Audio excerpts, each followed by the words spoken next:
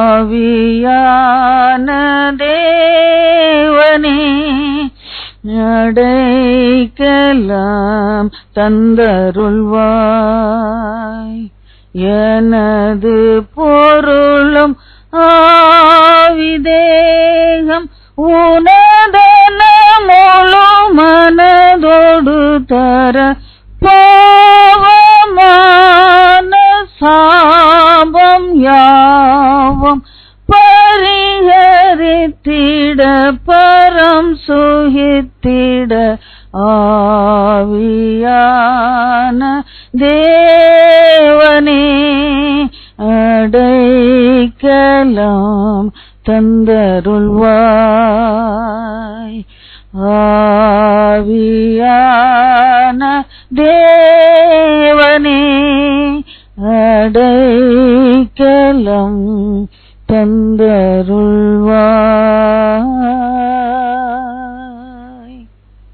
பேசும்படியார் கேட்கிறோம். இயேசு கிறிஸ்துவின் பரிசுத்த நாமத்திலே பிதாவே ஆமென். ஆமென். உச்சாம சொல்லுவோம். இப்பதான் ஆமென் கேக்குது.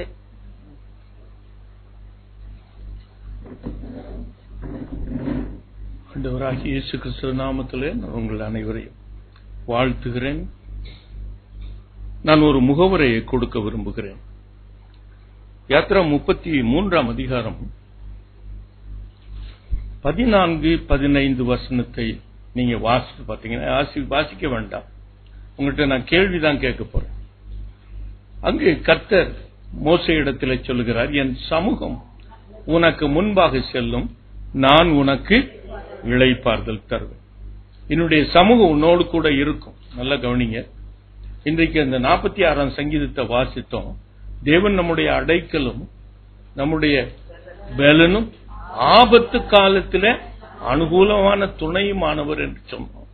சொல்லிட்டு அடுத்த வசனத்தை வாசித்தீங்கன்னா பூமி நிலை மாறினாலும், நல்ல கவனிங்க பிரியும், பூமி நிலை மாறினால், மலைகள் நடு சமுத்திரத்தில் சாய்ந்து போனாலும் தேவன் என்ன அடைக்கலம். எனக்கு அன்புக்குரியவர்களை இதை மனதில் வைத்துக் கொள்ளுங்கள். அந்த வசனம் சொல்லுகிறது, என் சமூகம் உனக்கு முன்பாக செல்லும், நான் உனக்கு இளைப்பாறுதல் தருவேன். அப்பொழுது அந்த மோசே பதில் கொடுக்கிறான். இந்த கூட்டத்துக்கு வருகிறவர்கள் இந்த நோக்கத்தோடு தான் வரணும். நல்ல கவனிங்க பிரியமானங்களே. நான் இன்றைக்கு சொல்ல போகிற அந்த செய்தியை மனதில் வைத்துக் கொள்ளுங்க. அவன் சொல்றான், அடுத்த வசனத்தை வாசிங்க. அப்பொழுது அவன் அவரை நோக்கி, உம்முடைய சமூகம் என்னோடு கூட செல்லாமல் போனால்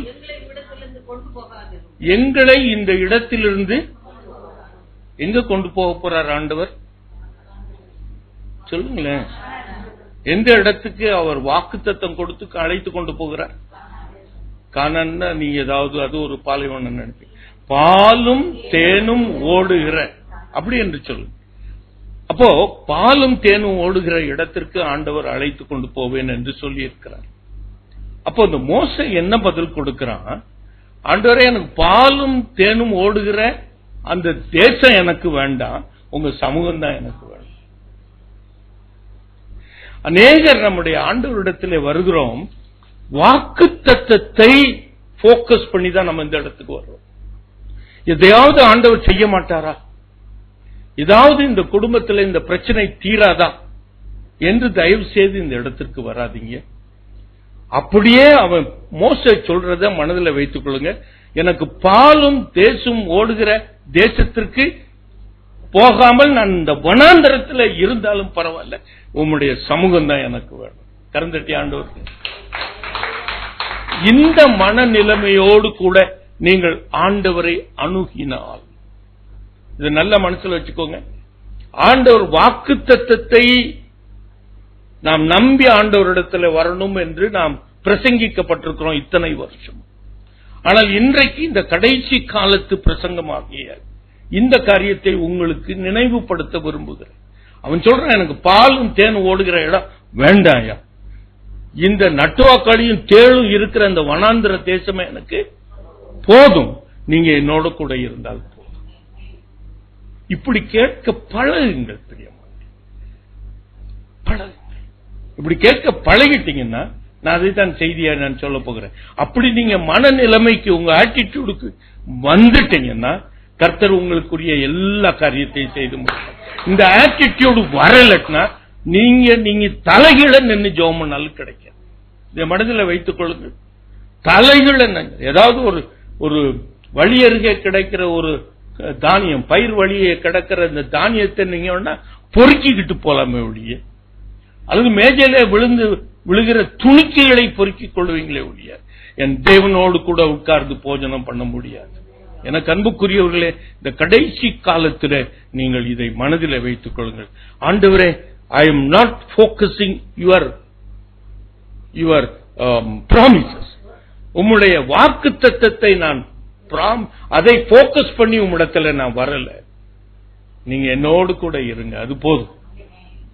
எனக்கு அன்பு, அது பூமி நிலை மாறினா, சமுத்திரம், மலைகள், நீங்க என்னோடு கூட எனக்கு ஒரு அனுகூலமான துணையுமாயிருக்கு. நீங்க அப்படி சொல்லி பாருங்க. அவன் 15ஆம் தேதிக்கு முன்னாடி உங்களுக்கு பணத்தை அனுப்பிச்சு. எனக்கு அன்புக்குரியவர்களே, இப்படி நீங்கள் சொல்லி ஆண்டவருடைய நன்மையை பெற்றுக் கொள்ளுங்கள். சரி, போகட்டும். வெளிப்படுத்தல் 1ஆம் அதிகாரம் 17-18 வசனத்தை வாசியுங்கள். நான் அவரை கண்டபோது செத்தவனைப் போல அவருடைய பாதத்தில் விழுந்தேன். அப்பொழுது அவர் தம்முடைய வலது கரத்தை என்மேல் வைத்து என்னை நோக்கி, பயப்படாதே, நான் முந்தினவரும் பிந்தினவரும் உயிருள்ளவருமாய் இருக்கிறேன். மரித்தேன், ஆனால் இதோ சதா காலங்களிலும் உயிரோடு இருக்கிறேன். போரும். நான் முந்தினவரும் பிந்தினவருமாய் இருக்கிறேன், மரித்தேன், ஆனாலும் சதா காலமும் உயிரோடு கூட இருக்கிறேன். எனக்கு அன்புக்குரியவர்களே, இந்த வசனத்தை நான் மீண்டும் ஒரு விஷயம் தியானித்த பொழுது கர்த்தர் என்னோடு கூட பேசிய காரியங்களை உங்களுக்கு சொல்லட்டும். இப்பொழுது 40 நாட்கள், 46 நாட்கள் லெந்து நாட்களை கடந்து வந்திருக்கிறோம். எத்தனை பேர் கர்த்தரே சமூகத்திலே நாம் பலப்பட வேண்டும் என்று லெந்து காலத்தை நீங்கள் ஆசரித்தீர்களோ இல்லையோ, இல்லது பிரியாணி சாப்பிட்டுட்டே ஆசரிப்போம் என்று சொல்லி ஆசரித்திருப்பீங்க. சரி, போகட்டும். எப்படியோ கர்த்தரை நெருங்கி ஜீவிக்கணும்னு அந்த 46 நாட்களும் நீங்கள் கர்த்தரை அருகிலே சேர வேண்டும் என்ற ஒரு மனப்பான்மையோடு கூட இருந்திருப்பீங்கன்னா, இப்பொழுது நான் உங்களுக்கு சொல்றேன். அப்போஸ்தலர் 1:3 எடுங்க.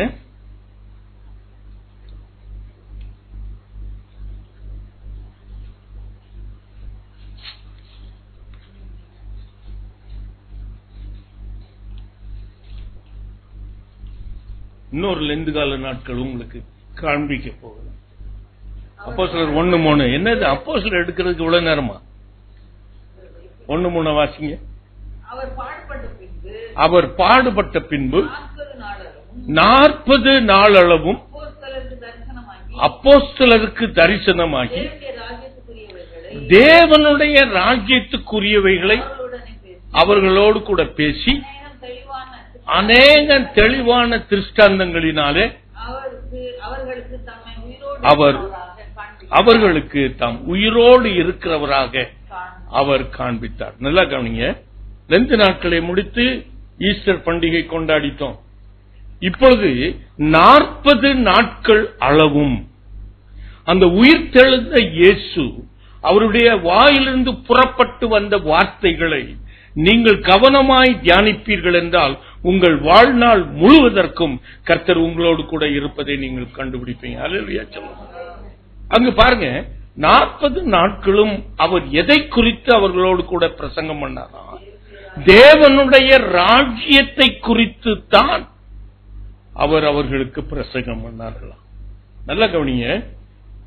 ஆண்டவர் இந்த உலகத்தில் இருக்கும் பொழுது சொல்லி பார்த்தார், முதலாவது தேவனுடைய ராஜ்யத்தையும் அவருடைய நீதியையும் தேடுங்கள், அப்பொழுது இவைகளெல்லாம் உங்களுக்கு கூட கொடுக்கப்படும்.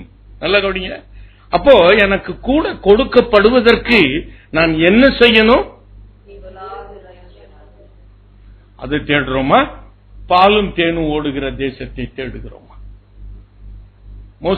மோசேவுடைய attitude, he never expected to enter into the land of Canaan, But he wanted to be in the presence of God. Hallelujah சொல்லுவோமா?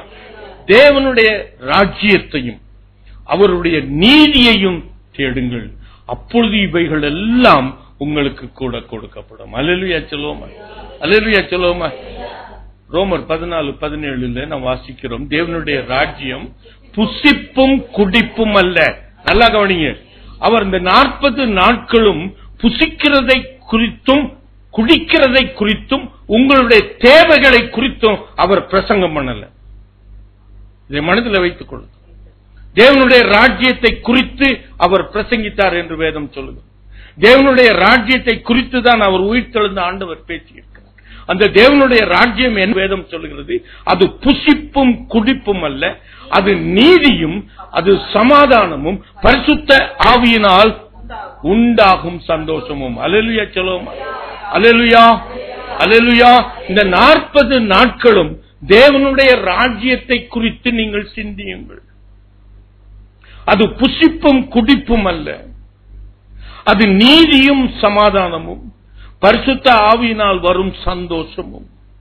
எனக்கு அன்புக்குரியவர்களே, இந்த 40 நாட்கள் ஆண்டவர் சொன்ன இந்த வார்த்தைகளை நீங்கள் தியானத்தோடு கூட வாசிப்பீர்கள் என்றால், எப்பொழுது என் ஆண்டவர் சிலுவையில தொங்கின பொழுது அந்த 7 வசனங்களும் எப்படி உங்களை ஆறுதல் செய்ததோ, அவர் உயிர்த்தெழுந்த பிறகு அவர் பேசின அத்தனை வார்த்தைகளும் உங்களுக்கு சந்தோஷத்தை கொடுக்கும். அல்லேலூயா சொல்லுவோமா? அந்த 40 நாள் முடித்ததற்கு அப்புறம் இன்னொரு 10 நாள் உங்களிடத்துல கேட்கிறேன். எந்த நாட்களை கொடுத்தீங்க? உயிர்த்தெழுந்த நாளுக்கு அப்புறம் ஒரு 40 நாள் ஆண்டவருக்கு கேட்கிறாரு. அதற்கு அப்புறம் ஒரு 10 நாளை கொடுங்க. பெந்தேகோஸ்தே நாளிலே கர்த்தருடைய ஆவியானவர் இறங்கி. எனக்கு அன்புக்குரியவர்களே, இந்த 40 80 10 90 ஒரு 6 96 நாட்கள் நீங்கள் ஆண்டவருக்கு கொடுப்பீங்கன்னா உங்களை பிடிக்கவே முடியாது. அல்லேலூயா சொல்லுவோம். நீங்கள் ஆகாயத்தில் அவரோடு கூட பறந்து கொண்டிருப்பீங்க. நான் உண்மையா சொல்றேன் பிரியமானவர்களே, என் ஆண்டவர் புசிப்பையும் குடிப்பையும் ஆண்டவர் சொல்றார். ரோமருக்கு எழுதின நிருபம் 8ஆம் அதிகாரம் 32வது வசனத்தை நீங்க வாசித்து பாத்தீங்கன்னா பவுலடியார் மீண்டும் மீண்டுமாக சொல்லுகிறார், சொந்த குமாரனையே என்று பாராமல் நமக்காக அவரை ஒப்பு கொடுத்தவர் அவரோடு கூட. மோசேக்கு நல்ல தெரியும், அவர் என்னோடு கூட இருந்தா போதும். ஏன் அது நம்ம மரமண்டைக்கு ஏற மாட்டேங்குது? ஏன் இந்த உலகத்தின் காரியத்தை புசிக்கிற குறித்தும் குடிக்கிறதை குறித்துமே நாம் கவலைப்பட்டுக் கொண்டிருக்கிறோம்? எனக்கு அன்புக்குரியவர்களை நான் நிச்சயமா நான் சொல்றேன், என் ஆண்டவர் அவர் எனக்கு போதும் என்று நீங்கள் உங்கள் மனநிலைமை இருக்கும் என்றால், I am not talking about your confession. எல்லாரும் கன்ஃபெஸ் பண்ணுவீங்க, எனக்கு ஆண்டவர் போதும். இயேசு அந்த ஒரு பாட்டு இருக்குல்ல, என்ன பாட்டு? பாடு. நீர் மாத்திரம் எனக்கு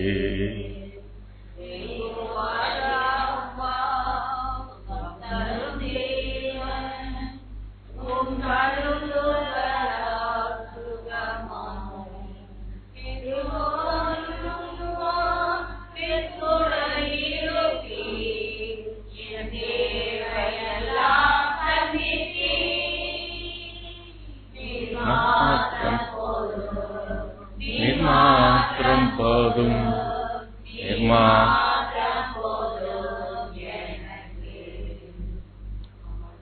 என் தேவையெல்லாம் சந்திப்பீர், நீங்க மாத்திரம் எனக்கு போதும்னு பாடுறீங்க. ஆனா உங்களுடைய ஆட்டிடியூட் என்ன? தயவு செய்து எனக்கு அன்புக்குள்ள நீங்க போதும்னு நீங்க மனசுல உங்க ஆட்டிடியூட்ல சொல்லிட்டீங்கன்னா போதும், அவர் உங்க தேவையெல்லாம் சந்திப்பார். அல்லேலூயா சொல்லுவோம். அல்லேலூயா, அல்லேலூயா, அல்லேலூயா. அவர் தம்முடைய ராஜ்யங்களை குறித்து, அது புசிப்பும் குடிப்பும் அல்ல, அது நீதியும், அது சமாதானமும், பரிசுத்த ஆவியினால் உண்டாகும் சந்தோஷமுமாய். அதை குறித்துதான் 40 நாள் அவர்களோடு கூட பேசி தாம் உயிரோடு கூட இருக்கிறவர் என்பதை அவருக்கு திருஷ்டாந்தப்படுத்தி காண்பித்தார். இன்றைக்கு உங்களுடைய வாழ்க்கையில அவர் உயிரோடு கூட இருக்கிறார் என்பதை அவர் திருஷ்டாந்தப்படுத்தி காண்பிக்க வேண்டும் என்றார். நீங்க மாத்திரம் எனக்கு போதும், நீங்க மாத்திரம் போதும். அப்படி உங்க உள்ளத்தின் ஆழத்திலிருந்து சொல்லி பாருங்க. கர்த்தர் உங்களுடைய தேவைகள் எல்லாவற்றையும், அவருடைய வார்த்தை ஒன்றும் பொய்த்து போகாது. தம்முடைய குமாரனையே ஒப்புக் கொடுத்தவர், அவரோடு கூட இவைகள் எல்லாவற்றையும் உங்களுக்கு அருளாதிருப்பது எப்படி? அந்த வார்த்தை உங்களுடைய வாழ்க்கையில பலிக்கும், இல்லைன்னா பலிக்காது. அது மோசேக்கு தெரியும். ஆகையினால் தான் சங்கீதக்காரனுக்கு தெரியும், ஆண்டவரே நேர் என்னுடைய அடைக்கலமும் என் பலனும், ஆபத்து காலத்தில் அனுகூலமான துணையுமானவர், பூமி நிலை மாறினாலும். கடைசியில் அவர் சொல்லி முடிக்கிறார், எனக்கு அன்புக்குறீங்களே, நீங்க தான் எனக்கு வேணும், நீங்க தான் என்னுடைய அடைக்கலம், நீங்க தான் என்னுடைய கோட்டை. எனக்கு அன்புக்குரியவர்களே, இதை நீங்க சொல்லி பாருங்க. ஒருவேளை உங்க வாக்குத்தத்தத்தை, கர்த்தர் உங்களை குறித்து சொன்ன எதிர்காலத்து காரியங்களை மனதிலே நினைத்துக் கொண்டு ஆண்டவரிடத்திலே வராமல், மோசே அதை நினைத்து ஆண்டவரிடத்திலே வரல. அந்த வசனத்தை நீங்க வீட்டுக்கு சென்று வாசித்து பாருங்க. இன்றைக்கு அநேக நேரம், பல வருடங்களுக்கு முன்பாக இந்த வெளிப்பாடை உங்களுக்கு சொல்லி இருக்கிறேன். ஆனாலும் ஜனங்கள் ஆண்டவரிடத்திலே புசிக்கிறதையும் குடிக்கிறதையும் குறித்தே ஆண்டவரிடத்திலே வருகிறார்களே ஒழிய, நீங்க போதும் ஆண்டவரே என்று சொல்லி அந்த இதிலே அவர் சந்தோஷம் அடைந்து நீங்க கேட்கிறதுக்கு அதிகமாய் உங்களுக்கு தர விரும்புகிறார். கரந்தட்டி ஆண்டவருக்கு நன்றி. எனக்கு அன்புக்குரியவர்களே, முதலாவது மத்தேயு 28 அதிகாரம் 9வது வசனத்தில் அவர் வாயிலிருந்து உயிர்த்தெழுந்த ஆண்டவர் அவர்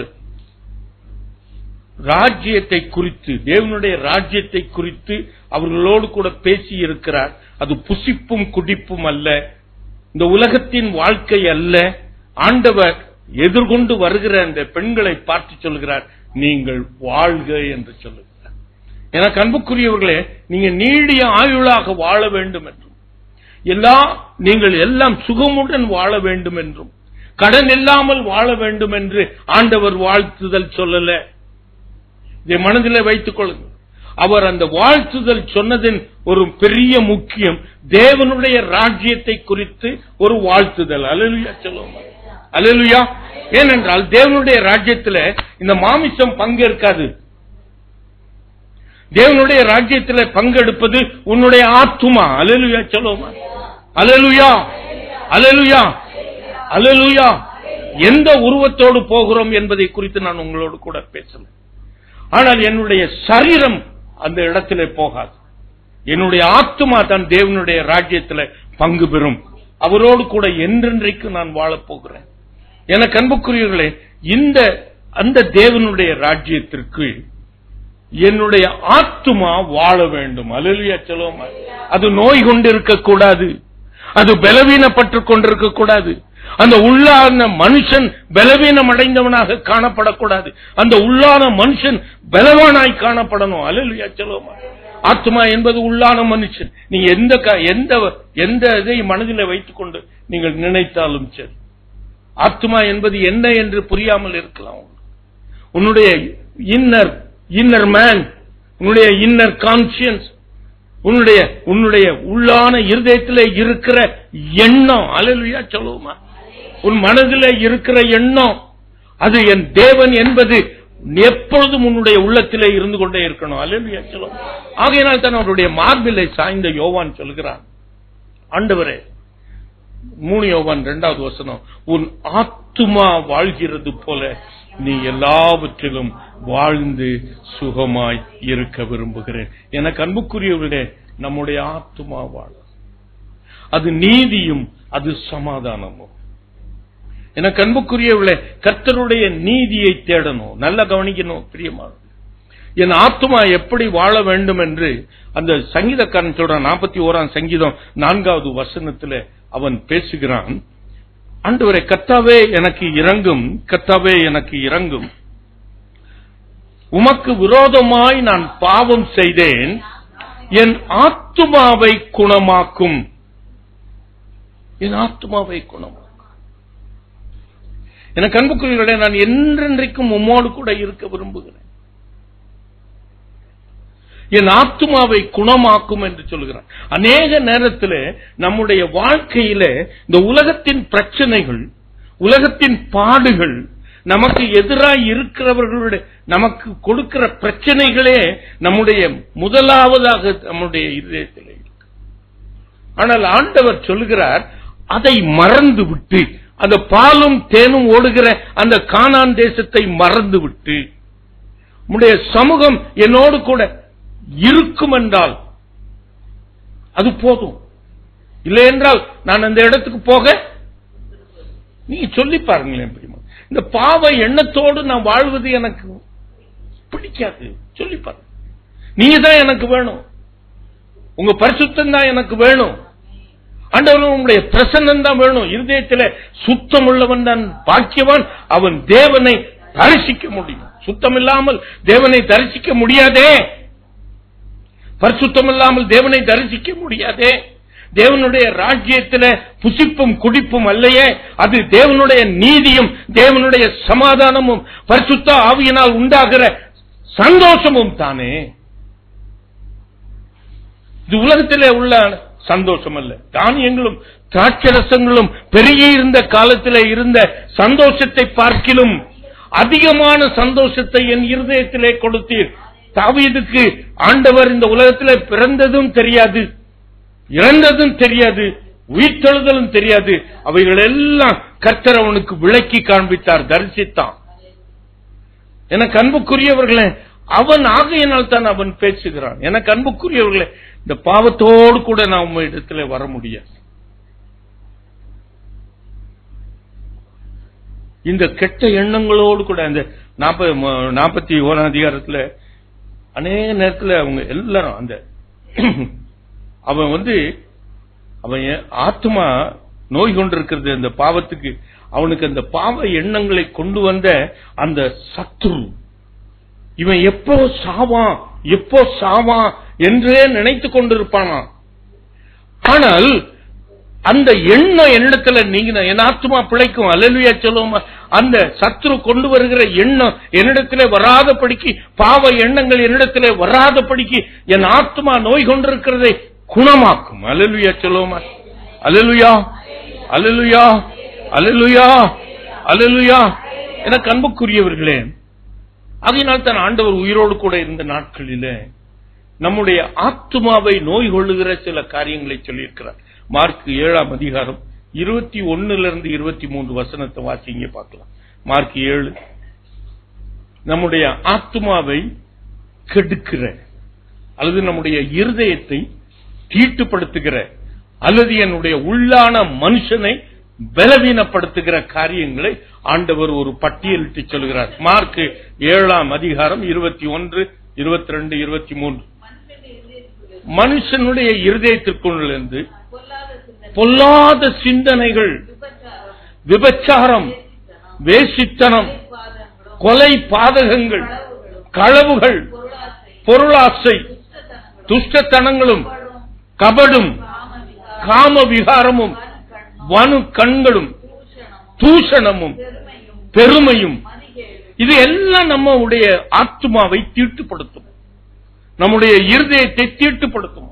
எனக்கு அன்புக்குரியவர்களே, இத்தனை தீட்டுள்ள இருதயத்தை கொண்டு என் தேவனுடைய ராஜ்யத்திலே நாம் பிரவேசிக்க முடியாது. இந்த தேவனுடைய ராஜ்யத்தை குறித்த காரியங்களை குறித்து இந்த நாட்கள் 40 நாட்கள் கொஞ்ச நேரம் இதுவரைக்கும் நீங்க உங்களை தற்பரிசோதனை பண்ணீங்க. 2 கால நாட்கள். இன்றைக்கு தேவனுடைய ராஜ்யத்தை குறித்த காரியங்களை கொண்டு உங்களுடைய வாழ்க்கையை கொஞ்சம் சிந்தித்துப்பார். என்னிடத்தில் பொறாமை இருக்கிறதா? என்னுடைய இருதயத்தில் எரிச்சல் இருக்கிறதா? என்னுடைய இருதயத்தில் கோபம் இருக்கிறதா? என்னிடத்தில் இருதயத்தில் ஆசைகள் இருக்கிறதா? என்னுடைய இருதயத்தில் இச்சைகள் இருக்கிறதா? பண ஆசை எல்லா தீங்குக்கும் வேறா இருக்கிறதே அந்த பண ஆசை இருக்கிறதா? பணம் தப்பு இல்ல, பணம் பாவம் இல்ல, ஆனால் பண ஆசை அநேக நேரத்தில் நமக்கு ஆசைதான் நம்மை தேவனிடத்திலிருந்து நம்மை வேறுபடுத்துகிறது, நம்மளை பிரிக்கிறது. அல்லேலூயா சொல்லுவோம், அல்லேலூயா சொல்லுவோமா? என் ஆசை என் தேவனுக்கு மேல் இருக்கிறதை விட்டுவிட்டு என் ஆசை பணத்திலே இருக்கும் என்றால் உனக்கும் அவருக்கும் இடையே ஒரு பெரிய இடைவெளி. இதைத்தான் தேவனுடைய ராஜ்யத்தை குறித்த காரியங்கள். அல்லேலூயா சொல்லுவோம், அல்லேலூயா, அல்லேலூயா, அல்லேலூயா. 40 நாள் என்ன பேச்சு இருக்க முடியும்? நீங்க யோசித்து பாருங்க. கர்த்தர் பேசின ஒவ்வொரு காரியத்தையும் எடுத்து நீங்க தியானித்து பாருங்க. ஆண்டவர் சொல்லுகிறார், வாழ்க என்று உன்னை ஆண்டவர் சொல்லுகிறார். நான் வாழணும்னா நீங்க உடனே என்ன பண்றீங்க? நான் பென்ஸ் கார்ல போகணும், எஸ்யூ கார் வாங்கிக்கணும், சின்ன கார் பத்தாது, பெரிய கார் வேணும். இதான இல்ல, பெரிய இது இல்ல. மோசே மனசுல நினைச்சுக்கொள்ளுங்களேன், எனக்கு இந்த பாலும் தேன் ஓடுகிற இந்த இடம் வேண்டாம் ஆண்டவரே, நான் இங்கே இருந்தா போதும், நீங்க என்ன கூட இருந்தீங்கன்னா போதும். அப்படி சொல்லுங்களேன், அப்படி சொல்லி பாருங்களேன். ஆண்டவர்கிட்ட நீங்க சொல்லுங்க, ஆண்டவரே நீங்க எங்களோடு கூட இருந்தீங்கன்னா போதும். ஆண்டவர் அப்படி சொல்லிட்டாருன்னா உங்க கடன் இருக்கிற பிரச்சனையை மாத்தாம இருப்பாரா? சொல்லுங்களேன், நீங்க தான் சொல்லுங்க. நீங்க எனக்கு போதும்னு சொல்லிட்டீங்கன்னா அவர் உங்களை கடனோட வச்சுக்கிட்டு இருப்பாரா? ஆண்டவரே நீங்க எனக்கு போதும்னு சொன்னீங்கன்னா உங்க வியாதியோடு கூட அவரை வச்சுக்கிட்டு இருப்பாரா? அதுதான் எங்களுடைய வாழ்க்கையின் ரகசியம்.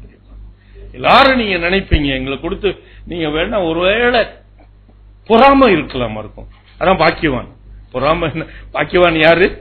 பொறாமைப்படத்தக்கவன்.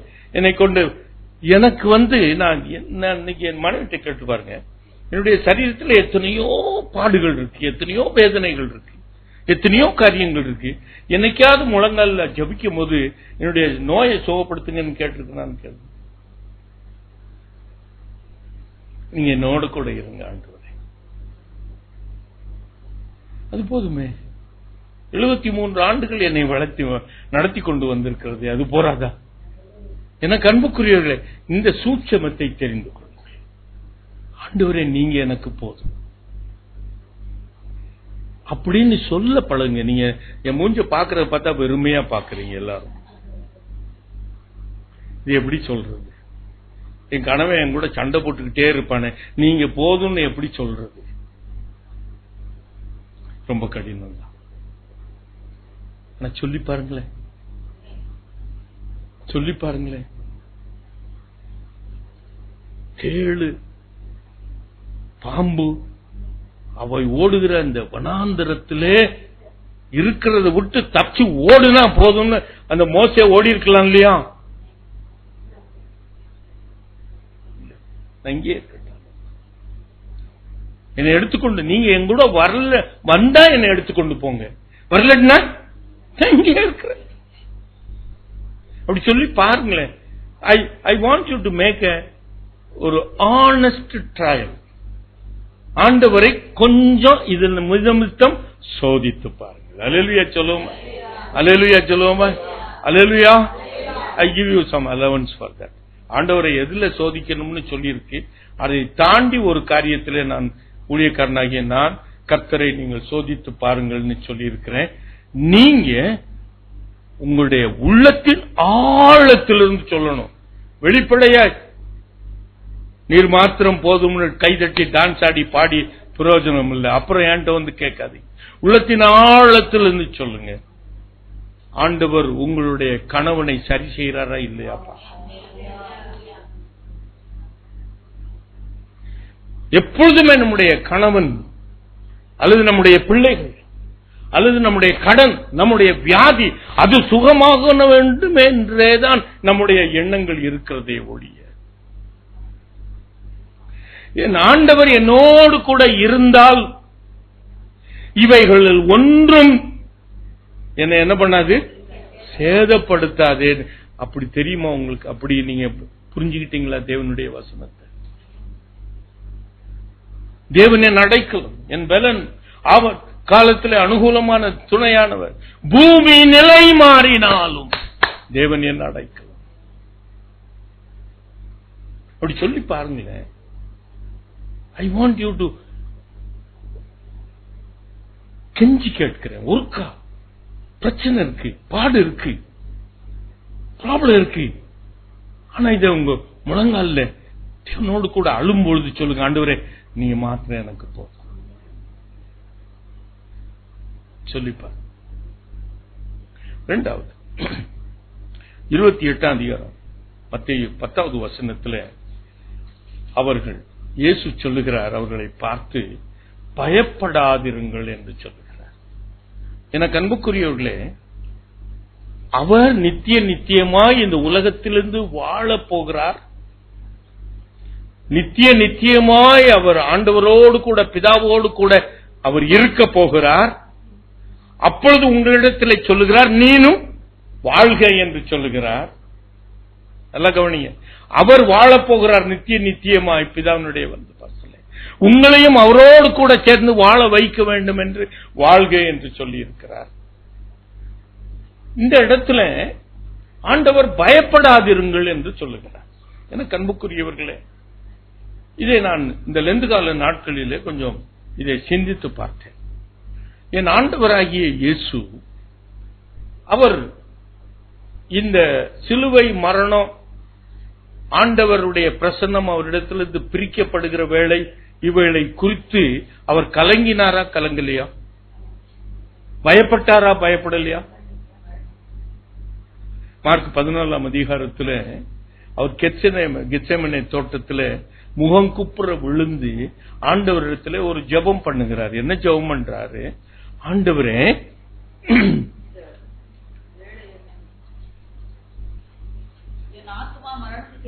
அவர் முகம் குப்புற விழுந்து அவர் சொல்லுகிறார், என் ஆத்துமா மரணத்துக்கு ஏதுவான துக்கம் கொண்டிருக்கிறது. நல்லா கவனிங்க பிரியமான, இன்றைக்கு நம்முடைய ஒவ்வொருவருடைய மனமும் அநேக காரியங்களினால் துக்கம் கொண்டிருக்கிறது. ஆமாவா இல்லையா? அநேகரை கேட்டீங்கன்னா கடன் பிரச்சனை, துக்கம். என் ஆத்துமா துக்கம் கொண்டிருக்கு. நாளைக்கு என்ன பண்ண போறேன்? என்னுடைய வியாதி நாளைக்கு என்ன பண்ண போறேன்? என்னுடைய வரப்போகிற அந்த காரியத்தை குறித்து அவருடைய ஆத்மா மரணத்துக்கேதுவான துக்கம் கொண்டிருக்கிறது. அவர் திகிலடையவும் வியாகுலப்படவும் ஆரம்பித்தார். திகிலடையவும், திகில் என்பது it's a precursor for a fear. நல்லா கவனிங்க, அதுக்கு நான் ஆதாரம் சொல்றேன். நான் எந்தையுமே ஆதாரம் இல்லாமல், வேதத்தின் ஆதாரம் இல்லாமல் நான் சொல்ல மாட்டேன். அந்த இருதயத்தின் திகில் தான் உங்களுக்கு பயத்தை கொடுக்கும். அல்லேலூயா சொல்லுமா? நல்லா கவனிங்க பிரியமா, அவருக்கு அந்த இருதயம் திகில் அடைந்ததான். 28ஆம் அதிகாரம் உபாகமம்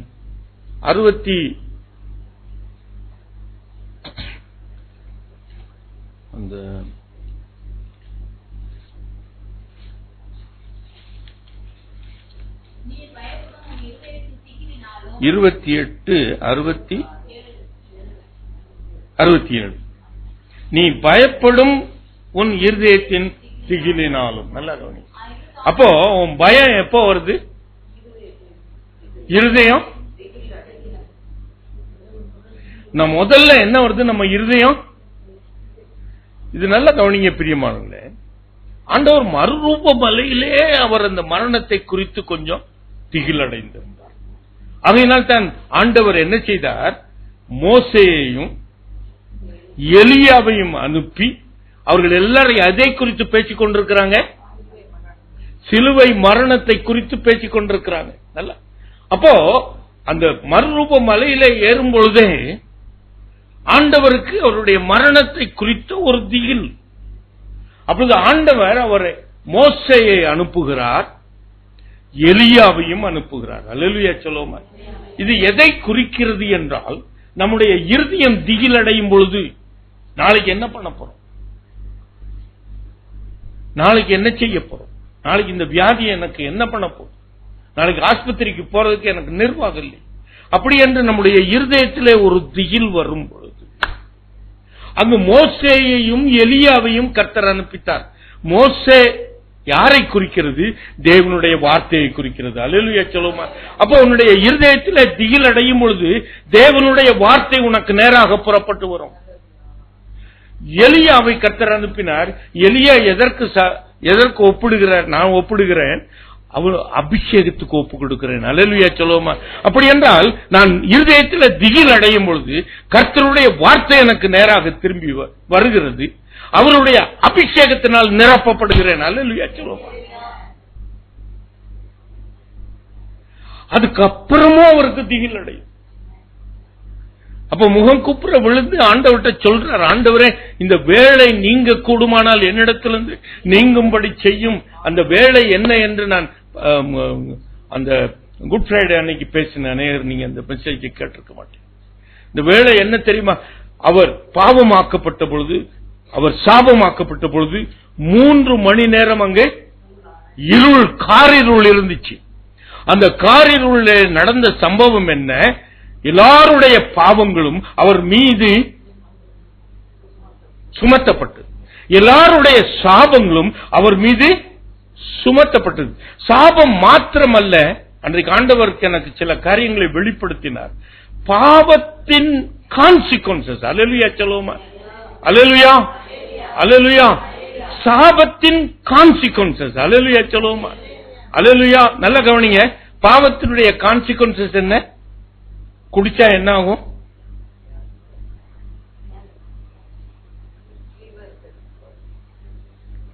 லிவர் கெட்டு போகும். அப்போ அந்த பாவத்தை அவர் மீது சுமத்தப்பட்ட போது அந்த விளைவுகளும் அவர் மீது சுமத்தப்பட்டது. அல்லேலூயா சொல்லுவோமா. அவருடைய லிவர் வாஸ் அஃபெக்டட்.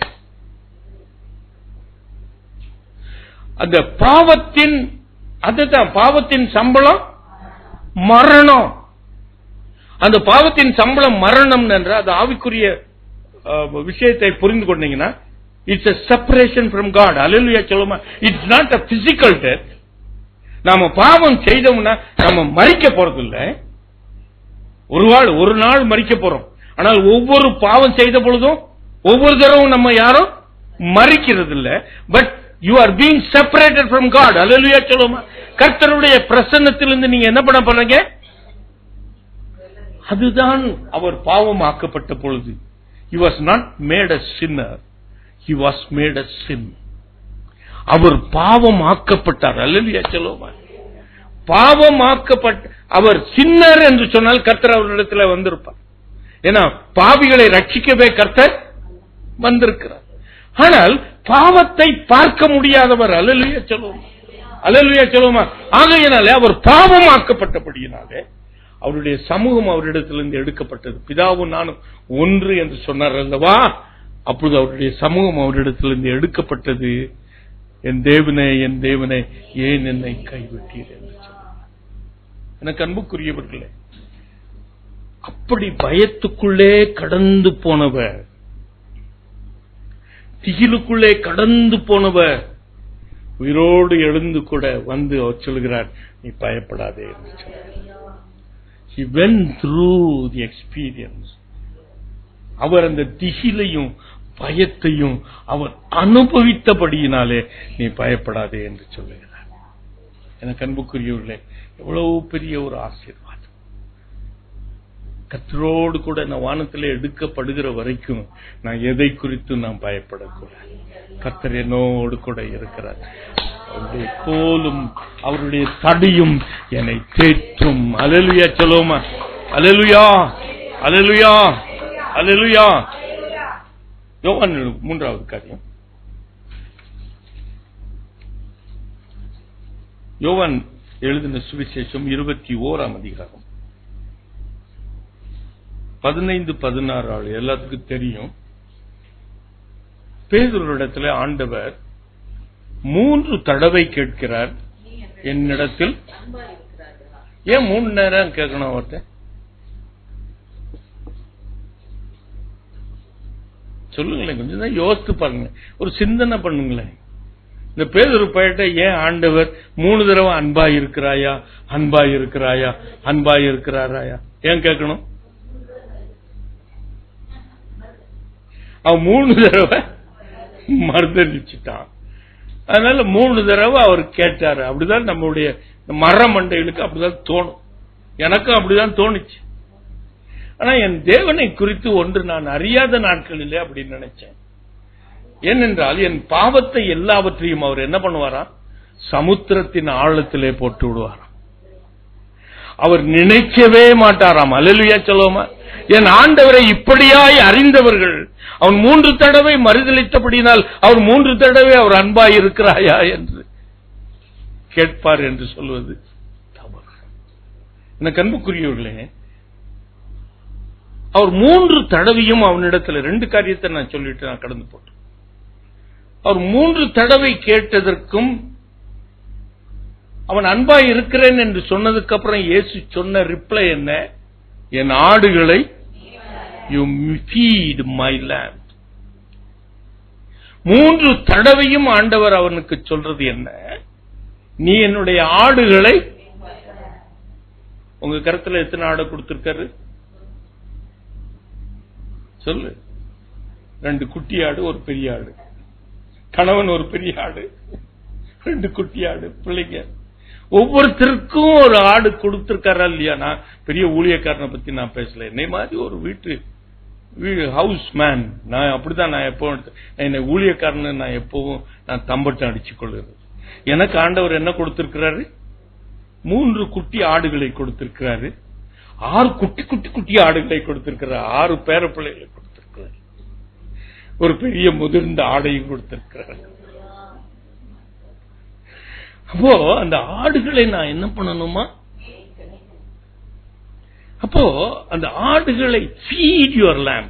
அது ஆங்கிலத்தில் அழகா சொல்லுது, feed your lamb. அப்போ அந்த ஆடுகளை நமக்கு ஆகாரம் கொடுக்கணுமா? அல்லேலூயா சொல்லுவோமா? You should feed with the pure word of God. அல்லேலூயா சொல்லுவோமா? கர்த்தருடைய உண்மையான வார்த்தைகளை உன்னுடைய பிள்ளைகளுக்கும் பேர பிள்ளைகளுக்கும் உன் கணவனுக்கும் feed your lamb. அதுக்குத்தான் ஆண்டவர் கேட்கிறார், நீ அன்பாய் இருக்கிறாய். அதுக்குத்தான் ஆண்டவர் வெளிப்படுத்தல கேட்கிறார் 3ஆம் அதிகாரத்தில், உன்னுடைய ஆதி அன்பு இருந்து கீழே 2ஆம் அதிகாரம் நினைக்கிறேன், உன் ஆதி அன்பிலிருந்து நீ கீழே விழுந்து விட்டாய். எனக்கு அன்புக்குரியல. அப்போ நம்மளை சோதித்துக் கொள்ளணும். தேவனுடைய ராஜ்யத்தை குறித்து பேசும்போது ஆண்டவர் சொன்ன இந்த வார்த்தையை நாம் எப்பொழுதும் நமக்குள்ளே பிரதிபலிச்சுக் கொண்டே இருக்கணும். அன்பாய் இருக்கிறாயா? அன்பாய் இருக்கிறாயா? உன் ஆடுகளை மேய்க்கிறாயா? Do you feed your lamb? அது வேணுமோ வேண்டாமோ? அதுக்கு பேதிக்கு மருந்து கொடுத்தா சாப்பிடாது. ஆனா கம்பல் பண்ணி கொடுக்கணுமா இல்லையா? கொடுக்கணுமா இல்லையா? இப்ப கொடுக்க மாட்டீங்களே, கொடுப்பீங்களா? எண்ணெய் தேய்ச்சி குளிப்பாட்ட மாட்டீங்களே? You should do it. எனக்கு அன்புக்குரியவர்கள் இதை மனதில் வைத்துக் கொள்ளுங்க. நான் வேடிக்கை சொல்றேன். You should feed the lamb. அதுக்கு தேவனுடைய அன்பு இருந்தாதான் அதை செய்ய முடியும். அல்லேலூயா சொல்லுவோமா? அல்லேலூயா சொல்லுவோமா? தேவனுடைய அதிகாரம் அல்ல, மற்ற காரியங்கள் அல்ல, ஆனால் தேவனுடைய அன்பு இருந்தா தான் அவங்களுக்கு நம்ம என்ன பண்ண முடியும்? You can feed. அதனால தான் 3 தடவை கேட்கிறார், 3 தடவை சொல்றேன். இன்னொன்னு, அதுல இன்னொரு காரியத்தை சொல்லட்டும். அந்த வசனத்தை வாசித்து பாத்தீங்கன்னா, பேதுருடைய கடைசி காலத்திலே நடக்க போகிற சம்பவங்களை குறித்து ஆண்டவர் அவனோடு கூட பேசுகிறார். நீ வாசி மறந்து வாசன 18. நீ இள வயது உள்ளவனாய் இருந்த பொழுது நீயே உன் அறையை கட்டிக்கொண்டு உன் இஷ்டமான இடங்களிலே நடந்து தெரிந்தாய். நீ முதிர் வயது உள்ளவன் ஆகும் பொழுது நீ கைகளை நீட்டுவாய், வேறொருவன் உன் அறைகளை கட்டுவான், உனக்கு இஷ்டமில்லாத இடத்திற்கு உன்னை கொண்டு போவான். இது ஒவ்வொருத்தரும் ஒரு ஒரு அக்கேஷனை வச்சுக்கணும். வாலிப பிள்ளைங்களா இருக்கும் வரைக்கும் நம்ம என்ன பண்ணோம்?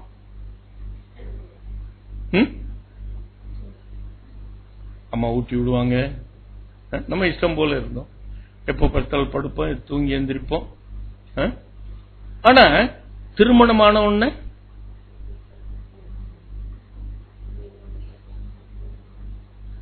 என்ன பண்ணுவாங்க?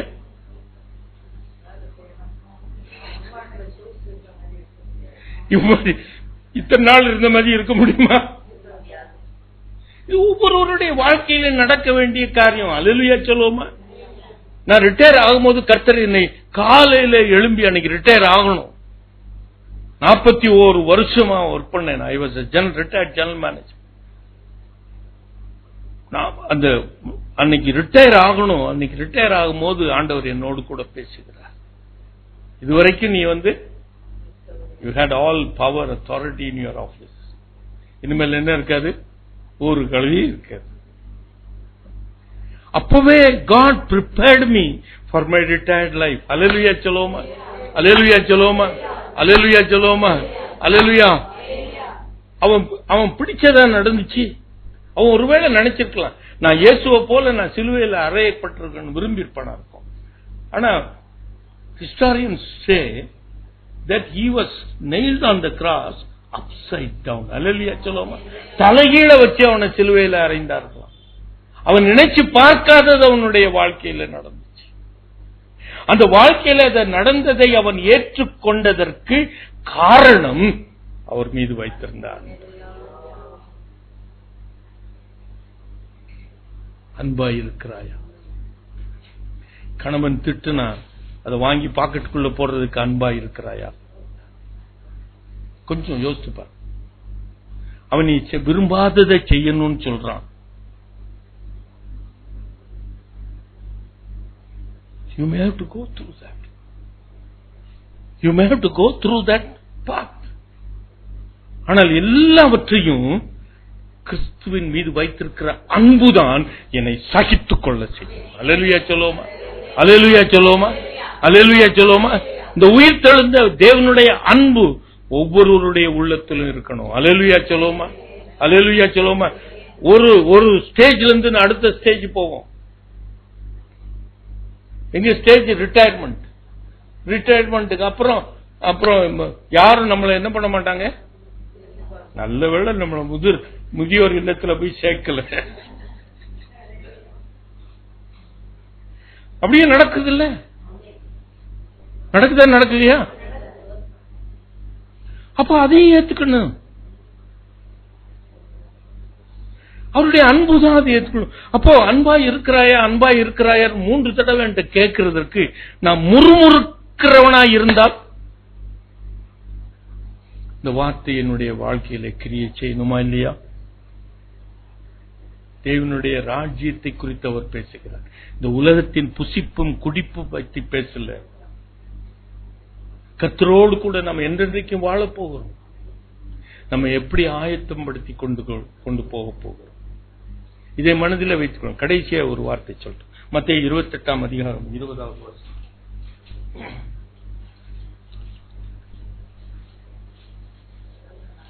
நான் ஒரு கட்டளை யாவையும் அவர் கைக்கொள்ளும்படி அவருக்கு உபதேசம் பண்ணுங்கள்.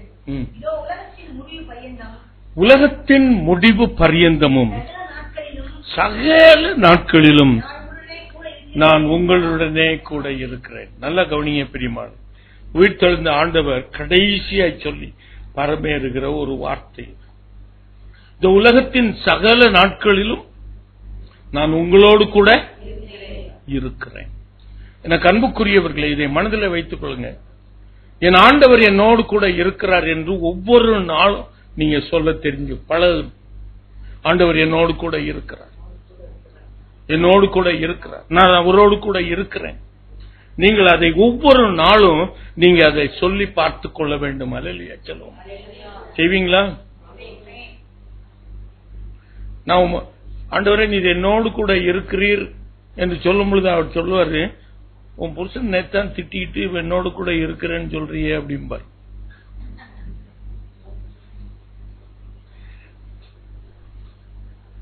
சொல்லுவாரா? சொல்ல மாட்டாரு. அப்படி சத்தம் கேட்கணும். அதுக்கு செவிடா இருந்தேன்னா இருந்துட்டு போ. ஆண்டவரே நான் உம்மோடு கூட இருக்கிறேன். அப்ப ஆண்டவர் சொல்லுவாரு, ஆண்டவரே நான் உம்மோடு கூட இருக்கிறேன்னு நான் சொல்லும் பொழுது ஆண்டவர் சொல்லுவாரு, நேற்று டிவியில சீரியல் பார்த்துட்டு இருந்தீங்க. சொல்லுவாரா சொல்ல மாட்டாரா? அதனால்தான் நீங்க சொல்ல மாட்டேன்.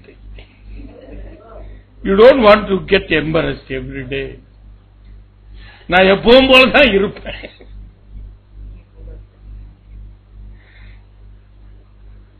என்ன ஹிப்போக்ரசி இல்ல? நீ சொல்லி பாருங்க, நீ சொல்லி பாருங்க, ஆண்டவரே என்னோடு கூட இருக்கு.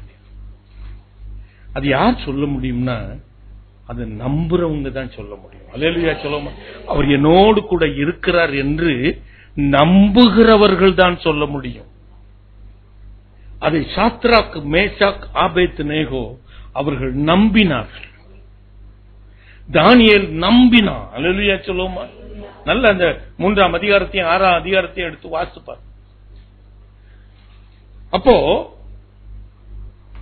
என்ன நம்புனாங்கன்னா, ஏசாயா 43ஆம் அதிகாரம் முதல் 2 வசனத்துல தீர்க்கதரிசி சொன்ன ஒரு வசனம், நீ தண்ணீர்களை கடக்கும் பொழுது நான் உன்னோடு கூட இருப்பேன், ஆறுகளை கடக்கும் பொழுது அவைகள் உன்மேல் புரளுவதில்லை, அக்கினியிலே நடக்கும் பொழுது நீ வேகாதிருப்பாய். இதை அப்படியே நம்பினாங்க. They believed. நீர் என்னோடு கூட இருக்கிறீர். ஆண்டவர் அவன் சொல்றான் அந்த ராஜாட்ட, ஆண்டவரே நீங்க கர்த்தர் எங்களை தப்பிவிக்க வல்லவர், என்னை தப்பிவிக்காமல் போனாலும் நான் பொற்சிலையே நான் வணங்க மாட்டேன். இது ராஜாவுக்கு தெரிந்திருக்க கடவுள். அந்த 23, 28 வசனத்தை நீங்க வாசித்து பாத்தீங்கன்னா, அவங்க நம்பினபடியால், அல்லேலூயா சொல்லுவோம், என்னோடு கூட அக்கினியிலே நடக்கும் பொழுது நீ வேகாதிருப்பாய், நீ தண்ணீர்களை கடக்கும் பொழுது நான் உன்னோடு கூட இருக்கிறேன், ஆறுகள் உன்மேல் புரளுவதில்லை. அப்படியே இந்த துக்கத்தில் நான் மடிஞ்சு போவேனோ, இந்த கடன் பிரச்சனையில அப்படியே முழுகி போயிடுவேனோ, இந்த வியாதியிலே அப்படியே நான் ஒன்று நடக்க முடியாதபடி ஆயிடுவேனோ. எங்களுக்கு அப்படி நிறைய வந்திருக்கணும். அத்தனை பிரச்சனை, பேச முடியாமல் போடும். 3 மாதங்கள் நான் பேச மாட்டேன். பதில் தான் எழுதிதான் கொடுப்பேன். என் மனைவிக்கு தண்ணி வேணும். எனக்கு அன்புக்குரியவர்கள், அப்படிப்பட்ட நாட்களிலும் கர்த்தர் என்னோடு கூட இருக்கிறார். நான் பெருவெள்ளத்தின் இரைச்சலை போல இருக்கிறேன் என்று அதிகாலையிலே கர்த்தர் என்னோடு கூட பேசினார். அல்லேலூயா சொல்லுவோம். ஆகையினால் தான் பெருவெள்ளத்தின் இரைச்சலை போல சத்தம் வந்து கொண்டே இருக்கு. என்னுடைய தொண்டையை நீங்க செக் பண்ணி பாத்தீங்கன்னா, the vocal cord would have been affected beyond repair. அல்லேலூயா சொல்லுவோமா. அல்லேலூயா சொல்லுவோமா. நான் பேசின காத்து தான் வரணும். அவர் என்னோடு கூட இருக்கிறார். அவரை நம்பி இருக்கிறேன். முதலாவது நம்பணும் பிரியமானவர்களே. 2வது அறிக்கை செய்யறோம். உண்மைதான். யோபு சொல்றான், நீங்க எடுத்து வாசித்து பாத்தீங்கன்னா 13ஆம் அதிகாரம் 15வது வசனத்துல என் மீட்பர் உயிரோடு கூட இருக்கிறார். 13:15 யோபுல 19:25 நினைக்கிறேன். அப்போ என் மீட்பர் உயிரோடு கூட இருக்கிறார், அந்நிய கண்கள் அல்ல, என் கண்களே அவரை அப்படின்னு ஒரு அறிக்கை செய்கிறான். Is a statement of faith from Job. ஆனா அவனுடைய வாழ்க்கையில நடக்குது. 23ஆம் அதிகாரம் 8வது வசனம், 9வது வசனம், 10வது வசனம். அவன் சொல்றான், என் மீட்பர் உயிரோடு கூட இருக்கிறார் என்று சொல்லுகிறான். அவரை அந்நிய கண்கள் அல்ல, என் கண்களை காணும் என்று சொல்லுகிறான்.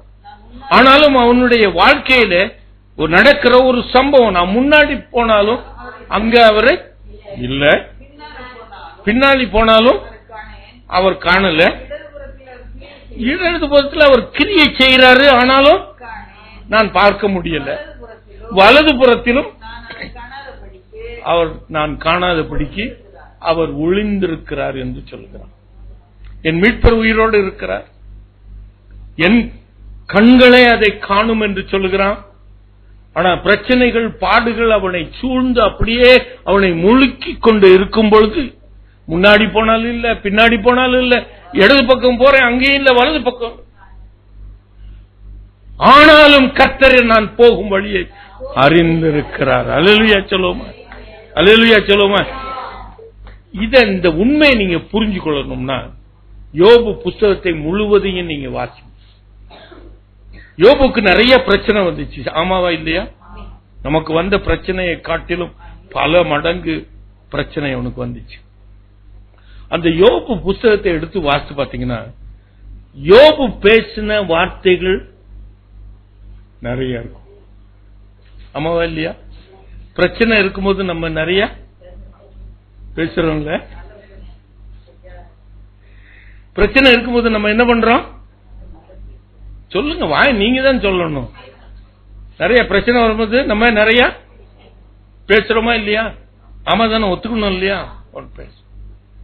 நண்பர்களும் என்ன பண்றாங்க, நம்ம கூட வந்து நிறைய பேசுறாங்க. நீங்க யோபு புத்தகத்தை 42 அதிகாரத்தையும் எடுத்து வாசித்து பாருங்க. நாளைக்கு உங்கள்கிட்ட கேள்வி கேட்பேன், எத்தனை அதிகாரம் யோபு பேசியிருக்கான், எத்தனை அதிகாரம் நண்பர்கள் பேசியிருக்கிறான். ஆனால் கர்த்தரும் அவனோடு கூட பேசுகிறார். அல்லேலூயா சொல்லுவோமா. இதுதான் அங்க இருக்கிற அந்த புத்தகத்தில் இருக்கிற மகிமை. நம்ம அலப்புகிறோம், உண்மைதான். நம்ம பிரச்சனை வரும்பொழுது தலைவலியும் காய்ச்சலும் தனக்கு வந்தாதான் தெரியும். அதனால நம்ம அநேக நேரத்தில் பேசிடுறோம். நண்பர்களும் உங்களை திட்டலாம், இல்லைன்னா நீ ஐயோ பாவன்னு உங்களுக்காக பரிதவிச்சுட்டு பேசலாம். ஆனால் எல்லாவற்றிற்கும் தீர்வு கிடைக்காது. நீ பேசுகிறதுனால் உனக்கு தீர்வு கிடைச்சதா? யோபு பேசினால அவனுக்கு தீர்வு கிடைச்சதா? இல்ல. அவனுடைய நண்பர்கள் அவனிடத்துல பேசினால அவனுக்கு ஏதாவது தீர்வு கிடைச்சதா? இல்ல. கர்த்தர் அவனோடு கூட பேசினார். அல்லேலூயா சொல்லுவோமா, அல்லேலூயா, அல்லேலூயா. அப்போ நீங்க கர்த்தர் பேசுகிறதை கேட்க நீங்க சந்தர்ப்பம் கொடுக்கிறீங்களா? பேசிக்கிட்டே தான் இருக்கிறீங்க. அவர் சொல்லுகிறதை கேட்கிறீங்களா? அம்மாவா இல்லையா சொல்லுங்க. நீங்க இன்னைக்கு உங்களை ஆராய்ந்து வீட்டில் இந்த ஆண்டு ராஜ்யத்தின் காரியங்களை குறித்து அவர் பேசிக் கொண்டிருக்கிறார். அப்போ கர்த்தர் பேசுகிறதை கேட்க நாம் தருணம் கொடுக்க வேண்டும். அல்லேலூயா சொல்லுவோம். அவரும் ரொம்ப நேரம் பேசுறார் சார், அவரும் ரொம்ப நேரம் பேசுறார். அவனை அக்யூஸ் பண்ணவே இல்லை. நீங்க நல்லா கவனிங்க, யோபுவை அக்யூஸ் பண்ணாரா? தெரியும் அவருக்கு. இத்தனை பிரச்சனையிலும் இத்தனை பாடுகளிலும் அவன் என் மீது நம்பிக்கையா இருக்கிறான் என்று ஆண்டவருக்கு நல்லா தெரியும். ஆனாலும் கர்த்தர் அவனோடு கூட பேசுகிறார். அவனை குறிப்பிட்டு எதையும் சொல்லல, தன்னை குறித்து பேசுகிறார். அல்லேலூயா சொல்லுமா. யோபு உனக்கு இது தெரியுமா, இது உனக்கு தெரியுமா? அதை எடுத்து வாசித்து பாருங்க பிரியமா. அநேக காரியங்களை நம்ம மண்டையில தெரியாதபடியினாலே தானே அலப்பிக்கிட்டு இருக்கிறோம். கர்த்தருடைய காரியங்கள், அநேக காரியங்கள் நமக்கு புலப்படாதபடியினாலே தானே அலப்பிக் கொண்டு இருக்கிறோம். கர்த்தர் பேசுகிறத கொஞ்சம் கேட்டு பாருங்க. இந்த 40 நாள் சொல்றேன் இல்லையா, அவருடைய வசனத்தை தியானிக்கும் பொழுது கொஞ்ச நேரம் அவர் பேசுகிறதை கேளுங்க, அமைதியா இருங்க. நீங்க பாட்டுக்கு உங்க ஷாப்பிங் லிஸ்ட கொடுக்கறதை விட்டுட்டு ஆண்டவரையே பார்த்துட்டு உட்கார்ந்துருக்கல. அவர் பேசட்டும், அவர் பேசட்டும், அவர் பேசட்டும். அவர் பேசும் பொழுது அவன் சொல்றான். 42ஆம் அதிகாரம் நீங்க 5-6 வசனத்தை நீங்க வாசித்து பாத்தீங்கன்னா, அவர் பேச ஆரம்பித்து முடிக்கிற பொழுது ஆண்டவர்கிட்ட சொல்றான், ஆண்டவரே நான் அறியாத அநேக காரியங்களை நான் தெரியாதபடிக்கு நான் என்ன பண்ணேன், அலப்பிட்டேன். இவ்வளோ பேசினேன்னு அது உமை குறித்து நான் தெரியாதபடிக்கு நான் பேசிட்டேன் அப்படின்னு அவன் மனம் கசந்து அழுகிறான். அல்லேலூயா சொல்லுவான். A repentant heart will surely find the presence of God. அல்லேலூயா சொல்லுவான். என்னோடு கூட இருக்கிறேன் என்று சொன்னது நீங்க அது உண்மைன்னு நீங்க அறியணும்னா உங்களிடத்துல ஒரு ரிப்பெண்டன்ட் ஹார்ட் இருக்கணும். அல்லேலூயா சொல்லுவோமா? நாம் செய்த காரியத்துக்கு நாம் என்ன பண்ணணும்? வருந்துகிற ஒரு இருதயம் காணப்படும். நான் செஞ்சதுதான் ரைட் நீங்க சொல்லிட்டு இருந்தீங்கன்னா கர்த்தர் உங்களோடு கூட இருக்கிறதை உங்களால் கண்டுகொள்ளவே முடியாது. நீங்க வேணா பை வேர்ட் யூ மே சே, கர்த்தர் அவர் 2-3 பேர் என் நாமத்தினால எங்கே கூடி இருக்கிறீர்களோ அவர்கள் நடுவில் இருக்கிறேன் என்று வாக்கு ஆண்டவர் கொடுத்தது by letter he is present என்று நீங்க விசுவாசிக்க முடியும். ஆனால் அவர் உன் நடுவிலே உலாவி உன் தேவனாய் இருக்கிறார் என்பதை உன்னால் அறிய முடியுமா? அவர் இருக்கிறார் என்று விசுவாசிக்க முடியும். அவர் நடுவிலே உலாவிக் கொண்டிருக்கிறார் என்று உன்னால் அறிய முடியுமா? That makes a difference. That makes a difference. உன் ஆக்கினைகளை அகற்றி உன் சத்துருக்களை உன்னை விட்டு விலக்கி, செப்பனியா 3ஆம் அதிகாரம் 15-18 வசனத்தை வாசிப்பார். ஆக்கினையை அகற்றி சத்துருக்களை உன்னை இடத்திலிருந்து விலக்கி, அப்புறம் அவர் சொல்லுகிறார் உன் நடுவே நான் உலாவி உன் தேவனாய் இருப்பேன். அல்லேலூயா சொல்லுவோமா? அப்ப அவர் ஆக்கினையை நீக்கணும், அவருடைய நம்ம குற்றங்களுக்கு மனம் திரும்பணும். இந்த ரிப்பெண்டன்ட் ஹார்ட் இருக்கிற இடத்துல தான் அவர் உலாவிய நம்முடைய தேவனாய் இருக்க முடியும். லூக்கா 24:36 வசனம். இதோ சதா காலமும் நான் உன்னோடு கூட இருக்கிறேன் என்று சொன்ன அந்த வார்த்தையை நம்பணும்னு சொன்னேன். விசுவாசிக்கணும்னு நான் சொல்ல, நான் ஏற்கனவே அடிக்கடியா நான் சொல்லுவேன், விசுவாசம் ஒன்று, நம்புகிறது இன்னொன்று. விசுவாசம் கர்த்தர் அவன் அளவுக்கு கொடுக்கிற விசுவாசம். ஒரு அளவு கொடுக்கிறார் நமக்கு விசுவாசம், அதை வர்த்திக்கப்படணும் சீஷர்கள் கேட்கிறார். ஆனா அது ஒரு கப்பல், விசுவாசம் என்கிறது கப்பல். ஆனால் நம்பிக்கை ஒரு நங்கூரம். அது நான் தான் மாலுமிதான், நான் எடுத்து என்ன பண்ணணும்? நான் தான் அதை நம்பணும். அல்லேலூயா சொல்லுவோமா? விசுவாசத்துக்கு நம்பிக்கைக்கு வித்தியாசம் இருக்கு. அவர்கள் நம்பினார்கள். ஆண்டவரே, அக்கினியிலே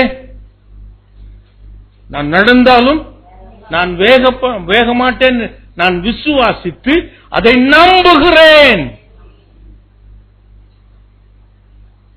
ஆகையினாலே கர்த்தர் 4வதாக உன்னிடத்திலே உலாவிக் கொண்டிருக்கிறார். எனக்கு அன்புக்குரியவர்களே, அதே போல நம்முடைய விசுவாசம் குறைஞ்சிடும். இந்த 2 சீஷர்கள் எம்மாவூருக்கு போயிட்டு இருக்காங்க. அவருடைய நிலைமை அங்கு சொல்லப்படுகிறது. அவர் இயேசு ரட்சிப்பார் என்று நாங்கள் நினைச்சோம். ஆனால் அவரை சிலுவையில் அறைந்து கொண்டு விட்டார்கள் என்று அவருடைய மரணத்தை குறித்தே பேசிக் கொண்டு போகிறார்கள். ஆனால் அவர்களிடத்திலே ஒரு விசுவாசத்தை உருவாக்க வேண்டும் என்று, நம்பிக்கை உண்டாக்க வேண்டும் என்று அவர்களோடு கூட இயேசு நடந்து கொண்டு போகிறார். அல்லேலூயா சொல்லுவோம். இந்த நிலைமையில நீயும் நானும் இருக்கணும். இதை மனதில் வைத்துக் கொள்ளுங்க. இந்த எம்மாவூர் சீஷர்களை போலவாவது நாம் இருக்க கற்றுக்கொள்ளணும். அல்லேலூயா சொல்லுவோம். ஆண்டவர் என்கிட்ட வந்து என் கூட நடக்கிற ஒரு நிலைமையில நான் இருக்கணும். அல்லேலூயா சொல்லுவோமா? என்னை பார்த்து பார்க்காம போறத விட்டாருன்னா, நம்ம அநேகருடைய வாழ்க்கையில அப்படிதான், நம்ம பார்த்தும் பார்க்காத மாதிரி போறாரா போலியா, நம்ம அப்படித்தானே கதறோம். நான் போன்னு விட்டீங்களா ஆண்டவர்? ஆனா என்னோடு கூட நடந்து வரணும். வந்து என்னை உற்சாகப்படுத்துறார். அவர் இந்த 2 சீஷர்களை உற்சாகப்படுத்துகிறார். உற்சாகப்படுத்தி அநேக காரியங்களை கொண்டு நான் உயிரோடு கூட இருக்கிறேன் என்று அவர்களுக்கு சொல்கிறார். அவர்கள் வீடு வருகிறது. அவர் வீட்டுக்கு அந்த 2 சீஷர்களும் போறாங்க. போகும்பொழுது அவர்களை தாண்டி செல்வதை போல கர்த்தர் காண்பிக்கிறார். நீங்க அதை எடுத்து வாசித்து பாருங்க. ரொம்ப டிராமா, ஆண்டவர் பெரிய டிராமால நடத்துவார். நம்முடைய வாழ்க்கையில் நம்மள அம்போன்னு விட்டுற மாதிரி இருக்கும். அவங்க எல்லாரும் பேசிக்கிட்டே வராங்க, உங்களுக்கு வீட்டுக்குள்ள நுழைறாங்க. அப்ப இயேசு அவர்களை தாண்டி போகிறவரை போல காண்பிக்கிறார். அப்புறம் அவன் என்ன சொல்றாங்க 2 பேரும், ஐயரே சாயங்காலம் ஆயிற்று, பொழுதும் போயிற்று, ஐயரே என் வீட்டுக்கு வாங்க. அப்போ நீ என்னோட கூட இருக்கிறேன் என்று சொல்லி இருக்கிறே, நீங்க வாங்க. இப்போ கூப்பிடணுமா இல்லையா? கூப்பிடணுமா? Or take it for granted? If they had taken it for granted, அவர் அப்புறமா போயிட்டு அப்படியே போயிருந்திருப்பார். அவர் வீட்டுக்குள்ள போய் அப்பத்தை பிட்கையில தம்மை வெளிப்படுத்தினார். அல்லேலூயா சொல்லுவோமா, அல்லேலூயா சொல்லுவோமா, அல்லேலூயா, அல்லேலூயா. நீங்க கூப்பிடுங்க, ஆண்டவரே என்னோடு கூட சதா காலமும் இருக்கிறேன் என்று வாக்கு கொடுத்தீங்க.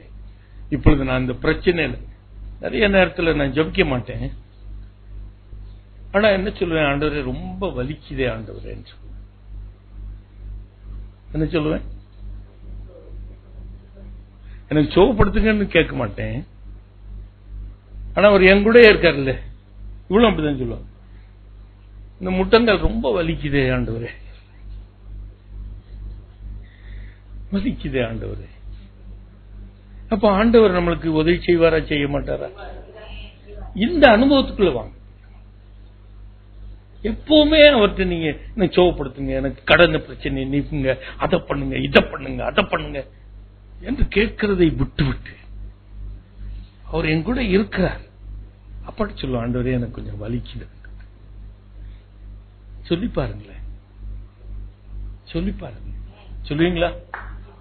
எல்லாம் மூஞ்சிகளை பார்த்தா மரமண்டைகளா இருக்கு. எனக்கு அன்புக்குரியவர்களே, இதைத்தான் நான் உங்களுக்கு கற்றுக் கொடுக்க விரும்புகிறேன்.